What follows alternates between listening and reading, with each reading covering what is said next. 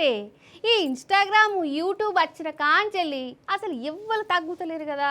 పర్ఫార్మెన్స్లు బాగానే చూయిస్తురు.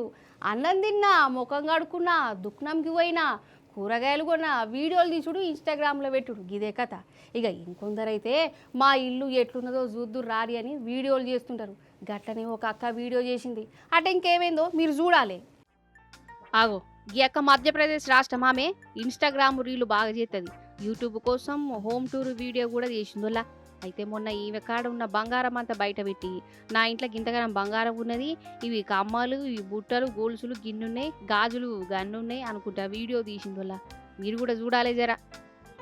मेरो चांदी में छिपा तू सारी रुबाताइया लरा सोने की लाइयो. చూసిరా ఎంత బంగారం ముంగడ పెట్టుకున్నదో. అసలు ఇంతకీ ఇదంతా ఒరిజినలేనా ఏమో గానీ ఇప్పుడు ఈ సీన్ కట్ చేయరి. 2 రోజులైనాక ఇంట్లో జరిగిన సీన్ కూడా చూడురి.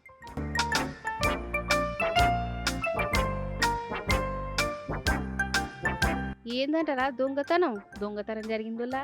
అమ్మగారు ఇన్స్టాగ్రామ్ రీల్లో చూయించిన బంగారం దొంగలు ఎత్తుకుపోయారు.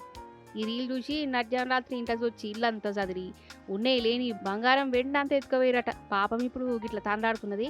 అంటే మేడం గారు దొంగలకే దారి చూయించింది అన్నట్టు కదా. నా ఇల్లు గిట్లున్నది, నా ఇంట్లోకి రావాలంటే గట్ల రావాలే, నా కాడ గంత బంగారం ఉన్నది, గీడ దాచి పెడతా అని పూసగుచ్చినట్టు చెప్పేవారు కల్లా దొంగల పని ఇంకా ఆసాన అయినట్టున్నది. కానీ ఏ మాట కామాటనుల్లా ఈమె చేసిన వీడియో దొంగల దాకపోయి వాళ్ళు రీలు చూసి మరి దొంగతనం చేసిరంటే చిన్న ముచ్చట్నా.